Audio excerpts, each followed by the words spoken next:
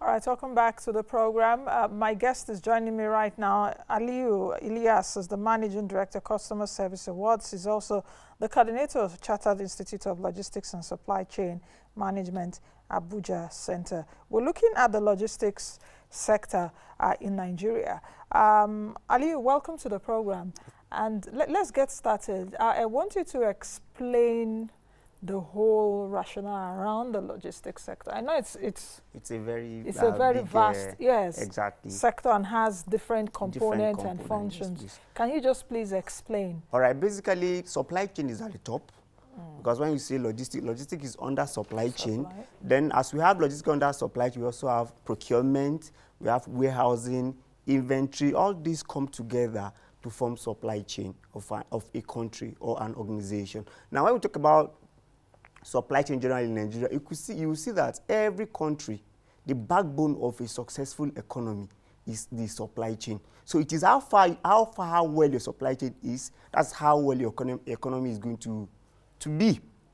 And if you look at most advanced countries that we even trade with, such as China, Belgium, Netherlands, UK, America, all these people have an organized logistic and supply chain. And Nigeria today have deficit infrastructure of about 40%. So this is a big challenge for Nigeria economy to really come out successful in terms of trading and even our GDP. If you look at this during this COVID-19, Nigeria lost about 6 trillion to issue of logistic and supply chain, though it is because of the challenge that we have, because there was a partial border closure at a particular time. There was a full closure at a particular time. All this come together, and there's a loss in trade too of about 900 billion. So these are the challenges. So if we can work on our infrastructure, which borders around road, technology, and maybe common feeder road for agricultural produce. So these are the problems that we have in logistics, and that's why if you look at the economy and if you look at the world generally now, the most flourished business now is logistics, simply because the world is now changing. Everything has to do with technology. I may not need to see you one-on-one, but if this infrastructure is there, I think we will have a better way out in Nigeria. Okay, let's talk a bit about the challenges that the sector faced amid. We're still even battling the crisis. We're not out of it yet. Talking about COVID-19, what kind of disruptions came for the sector? Because I remember even during the lockdown, some players in the logistics sector started telling government, oh, you did not give us a go-ahead. How can we transact our business? Because you even need us to take something from point A to point B. Yes. Before lockdown itself, because we need to look at it before even COVID itself, so that we can understand the challenge of logistics in Nigeria. Let's look at Apapa, that happens to be the biggest seaport in West Africa. Now, the challenge there majorly is the gridlock. So gridlock is a major problem, and if you have anything to clear at Apapa port, it will take you almost 4 weeks to clear it, because the shipping line will delay you for 2 weeks. For you to really move out of point A to outside the seaport itself, it's about 2 weeks. So if you look at that, it's a problem on its own before COVID itself. Now that COVID is around, we have challenge of movement. Places are on partial lockdown. Then even movement, even curfew, because you see some states have curfew at different days. So because of all this curfew, you cannot move. And also, we also have what we call local legislation. What happened in Abuja is not what happened in Lagos. What happened in Lagos is not what happened in Ekiti. So every state have their own internal law concerning logistics, especially during this COVID-19. So this really happened, and a great thing were lost, because you have to store. You need more warehouse now than before, because when you have any thing coming, you have to have nowhere to distribute them. Things don't flow as usual. So these are the problems facing by this sector, supply. And like I said, supply chain, it's a bigger thing, because if you look at logistics alone, logistics also involve warehousing. It also involves inventory. A lot of transportation itself, because when you don't move from point A to point B, it becomes a bigger problem. So it's a great loss that Nigerians, both the government, both the player, need to look towards technology. because that is the solution now. Let's talk about the e-commerce sector, which I think has also aided the logistics sector by encouraging direct and perhaps even third-party third-party logistics, logistics operation. Speak to me about that. And you see a lot of trade going on, or even shopping, online shopping, going on, aiding the logistics sector. Yeah, if you look at the third-party logistics, which simply means contracting your legal job to another organization to do it for you. That is the logistics you are supposed to do. You are now engaging a third party. You outsource it out for them to do. I think if you look at e-commerce generally, it's a boom period for e-commerce, because during this COVID-19, because I needed to order things for them to bring it to my door mouth. So by the time I have it in my door mouth, and a lot of companies also lose businesses, because if I'm to go to a place like my timer to buy before from Lugbe, I live in Lugbe, I have to look at who can deliver it to my door mouth. So this gives business to people that are into logistics and have the appropriate software and technology to really engage people online. So for during COVID-19, it was a very boom period. But if you look at that, you can generally, cargo have to move from one place to another. And for someone who will do online, the item also need to move from the port down to the north or the south. So it's a general problem. The only solution that we should look at is infrastructure development and technology. Because with appropriate technology such as AI, analytics, you can really know what is needed at a particular point in time. So that's really helped a lot. How about for people watching now and they want to be part of, or they want to go into a business such as logistics? Because it's one business that we saw that thrived, you know? Definitely. Yes, and it's even still thriving to an extent. It could do better than it is doing right now, because even during the lockdown, a lot of people couldn't access many places, but they could just on their phone get the services of those offering it. And just like you said, those products come over to their doorsteps. What does it take to get into the logistics business, perhaps even as a third party, as a third-party person? Bearing in mind that we saw even the law in Lagos State, for example, that banned the Okadas, as the bike operators within even all those businesses were just in one whole full swoop because of government policies, just went down the drain. So it was also part of the challenge that I spoke about in my intro in terms of unfriendly government policies. Local legislation, it has to be holistic.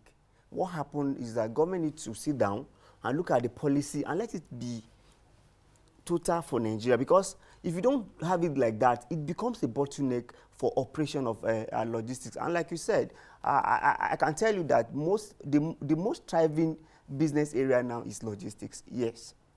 And if you notice around the street, you see more people on bike distributing from point A to point B. With their boxes on the boxes. On the in fact, you could see as a lot of things can be, and when we look at it, it's not only fast-moving consumer goods, even other household things that you need to use. So what will it take for one to enter that business as a third-party logistics person? Bearing in mind, for example, in Abuja, I think there was a law around 9 posts at the time. Exactly. If you remember, to pay some kind of fees, licensing fees and all of that. So speak to me about that, as well as even the courier and the parcel sector. You see, when we say logistics, it's even 90% third party. That is, company outsource their job to who will take it from point A to point B. Now, in terms of coming into the business, as simple as ABC, but in business, sometimes you need to learn through the ropes so that you know how to really. So the first thing is to normal registration, such as CAC. You go to NIPOST, you register. Then another challenge is this: it also varies from local government to local government.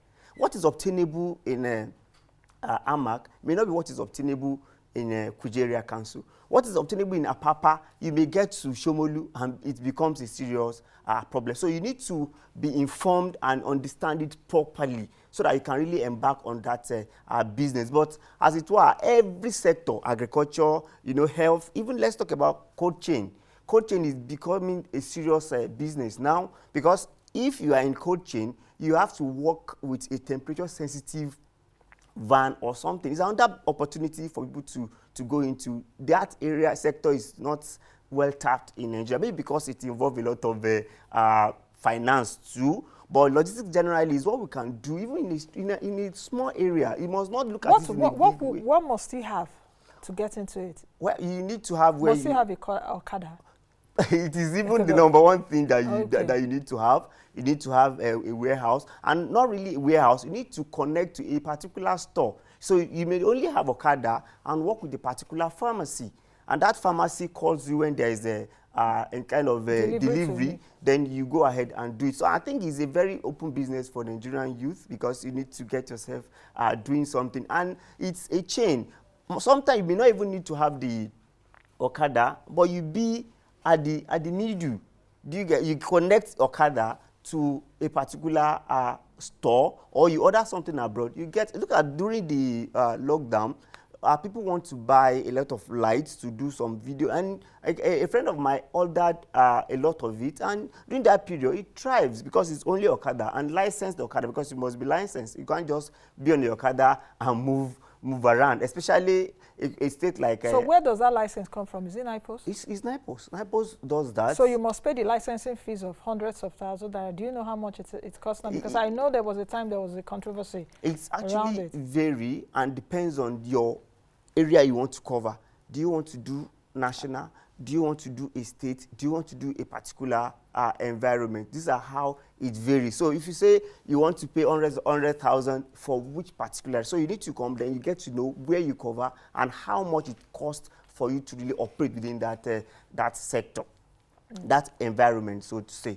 So these are the challenge of, but by and large, I think government needs to also come in and provide, because if you look at the domestic one, you have to look at Nigeria as a country, because major problem is road, because by the time you want to take a 40-feet container from Apapa Seaport to maybe anywhere in Northeast, it takes you about 2 million naira. And why will it take you that? Because you have to, move between 2 weeks from the shipping line to, and in the course of that, we also have multiple taxation. These are the things we need to look at, because SON will come, you have to maybe fix things with them. NAFDAC will come, you know. We even have what we call port health, I think environmental officer. So these things need to harmonize so that we can have a direct understanding of how much it takes, what period. Go to a country like Tunisia. If you have your consignment delivered today, by tomorrow, you have it, you take your consignment and move ahead. But Nigeria is not like that. You have to face a lot of gridlock, traffic issue, and bad road. So if you want to move from where you're supposed to take maybe 1 week from the south to the east, to the north, you discover that it takes you 2 weeks. And that's the cost, you keep incurring more cost. So these are the things. And we also have to look at technology as well, even from the part of government, where we can really monitor our consignment from any point we are. And that's why you see that you mentioned NIPOS. If you look at the pace they are doing, they need to do more, because we can't compare them to other private sector, because it was last week or so. Last December, I sent a parcel to Benin, Apapa, exactly, NIPOS there, from Gariki here. It takes about 30 days. 1 month? I'm telling you, it takes about 30 what days. Exactly I have to problem? go. I don't understand. They said the COVID-19 issue, it is in the Kitty office, it is in this, it is in that. We have to follow it and go there to really stand with them to really solve it. So if you look at logistics from that perspective, you think that people that are supposed to lead, they are not leading us well, let alone how would they handle private sector. As we close this session of the interview, how do you think that there are big players too in that sector? I don't want to mention names. Definitely, I don't want to. Yes. The big players, we both know who the big players are. But are you seeing some kind of startups that have scaled up and some other Nigerian businesses right now that are doing quite well? Yes. Many Nigerians. And are they competing with the same market which the big market players are? It's definitely no, because they are Nigeria company. Though we have some international logistic company owned by Nigerians, but they are not at the same pedestal. Because if you look at people that are competing in international, they have those technology and they have infrastructure to really work out all these things. But the ones in Nigeria, they are doing fine. In fact, one just got a fund to really move on, develop some level of technology to meet up the demand. So it's a whole lot, but I assure you, with the way Nigerians are moving now, with technology, we can definitely get there.